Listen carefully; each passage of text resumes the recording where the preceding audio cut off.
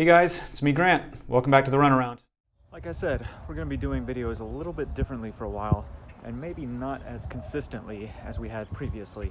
You know, not every single week. And I'm going to use this opportunity to show you guys some people that I don't normally get to because, well, either I don't see them very often or I'm in the band and I can't really film the band that I'm in. So the other day, Rick from Silent Minority came over and we talked about the band, the current state of the music scene, and he played a song for us. So check it out. Here it is. So thanks, man. Hey, yeah. Thanks no for problem. coming over and sitting down. How have you guys been dealing with this? Yeah, a lot of practice time. Luckily, I've put on some projects, so I have a lot of stuff to do. I haven't really had any problems as far as filling the downtime. Any new songs? For Silent Minority, there's a couple in the works. I have another song I'm making possibly for my Freeman project. First, I want to start off telling the story about how I first met and was introduced to Silent Minority. It was at the Thirsty Camel in 2013, I think. I went out there with Josh. We were trying to figure out what was going on in the music scene, just get into it, period. And Silent Minority was there on the stage, and I remember sitting there watching and was just like, this is fucking great. This is awesome.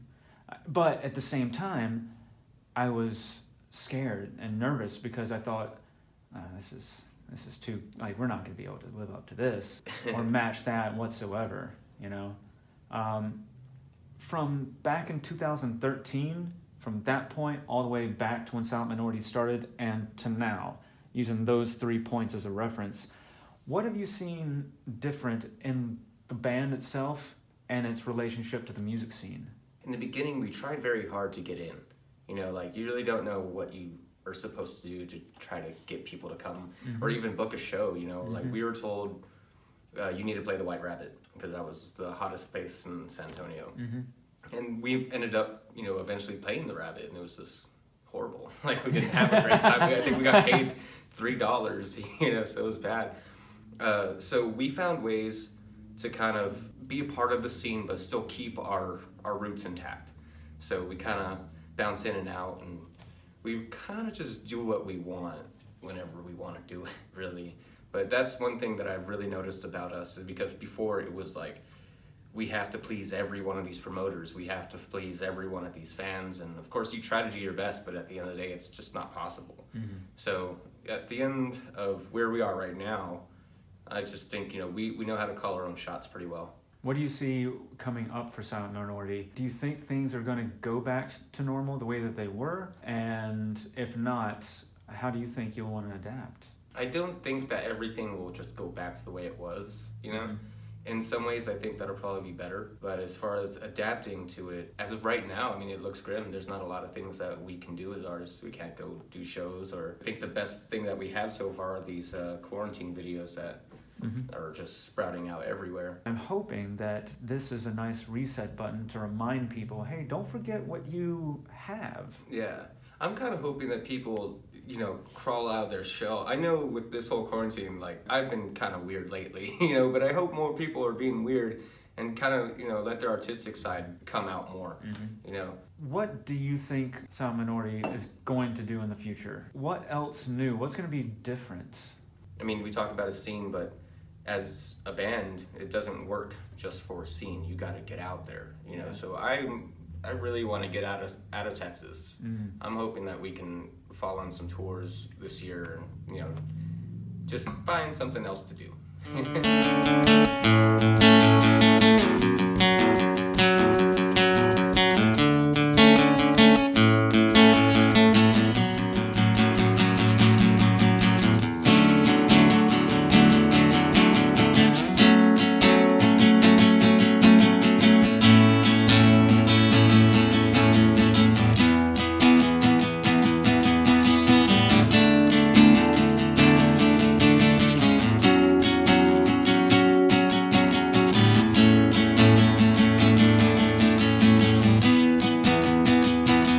Emptied out my pockets, and still the world wants so much more of me. I do like that a socket, and still Still I have to think light on my feet. I don't know where I'm going, but I know I'll get there really soon. Leave the light in the house on, 'cause I'm coming straight home to you. Weather the light down on the floor, taking your beat and give me more. 'Cause I'm gonna love you. Yes, I'm gonna love you. Maybe I angered you again, screaming your head off like you win. But I'm gonna love you. Yes, I'm gonna love you.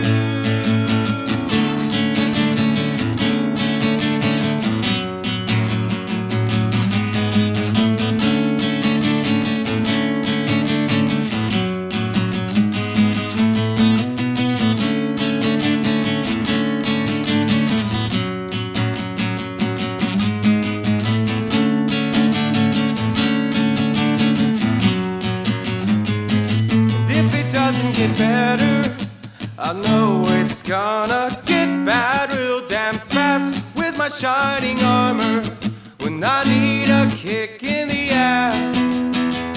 'Cause I don't know where I'm going, but I know I'm never going back. Leave a space in your heart, but this time I've got it back.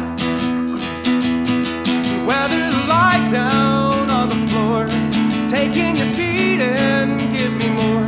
'Cause I'm gonna love you. Yes, I'm gonna love you.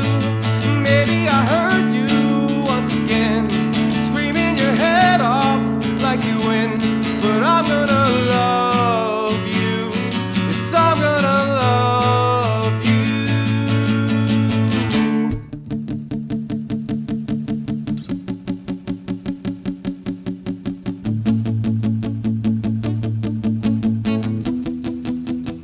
These shaky hands of mine grow weak with sands of time. I've been pulling these hairs out of my skull. And weather the light down on the floor, taking your beat and give me more. 'Cause I'm gonna love you. Yes, I'm gonna love you. Maybe I hurt you once again, screaming your head off like the wind. But I'm gonna love you. Yes, I'm gonna love you.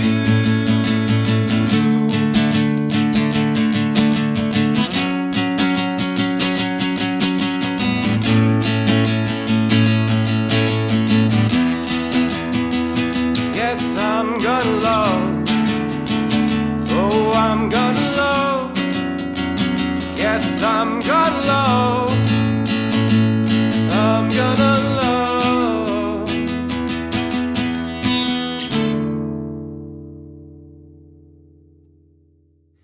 And speaking about playing out of town and everything, you've started playing with the Crown?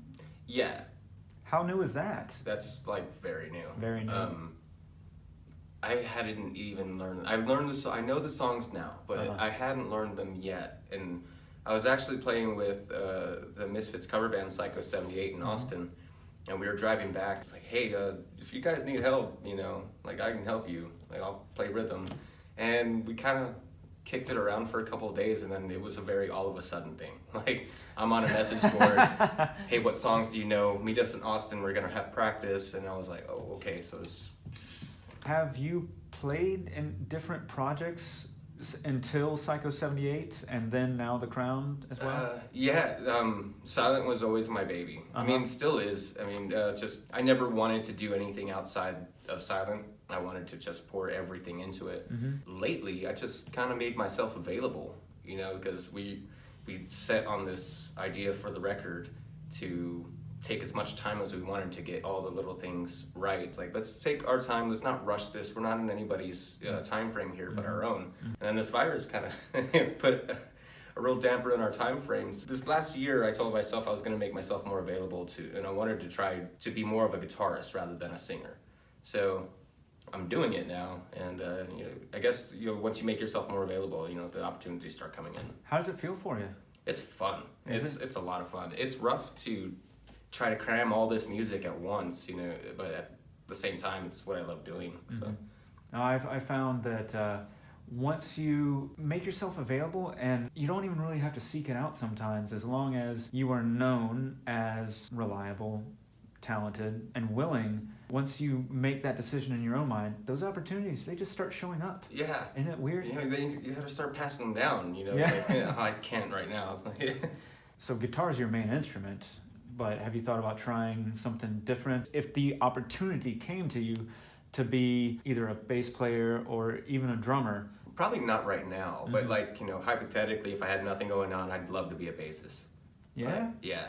I don't know, man. There's something just about making the bass lock into everything that just, you know, it's just so satisfying to me. And then sometimes you hear how the bass line absolutely carries the song sometimes. Like a lot of Michael Jackson songs, you're hitting that bass line every time you hear it. I love it when pop songs are, it's just drums and bass, and the guitar is just peppered in there to give it just a little bit of color. Yeah. And you realize, like, man, that like if you took that bass out, done. Got no song. Yeah. Done. And it's great. You've been through a lot. You've been through, you know, starting a band, trying to get shows, trying to network with other people, trying to write songs, trying to make videos, trying to do online content. Like, there's so much besides just getting together and practicing in a garage. What would you suggest to those new up-and-coming bands who might feel like it's just so daunting? I mean, it is, but at the end of the day, you're a musician and you make music because you love to, not because you're trying to get anywhere.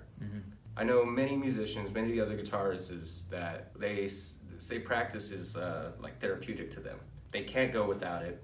That's who they are, you know. So whether you're making a splash in the big ocean or not, and you're still having fun, still doing what you want, just keep at it and work hard at it too. Excellent. Cool, man. Well, I appreciate you sitting down. Yeah, no problem. Let's do it again. All right. A lot more goes into the making of these videos, so don't forget to subscribe, comment, and let me know what you think. Thanks so much for watching. Now let's go get some food. Wait, Kai, can we do that again?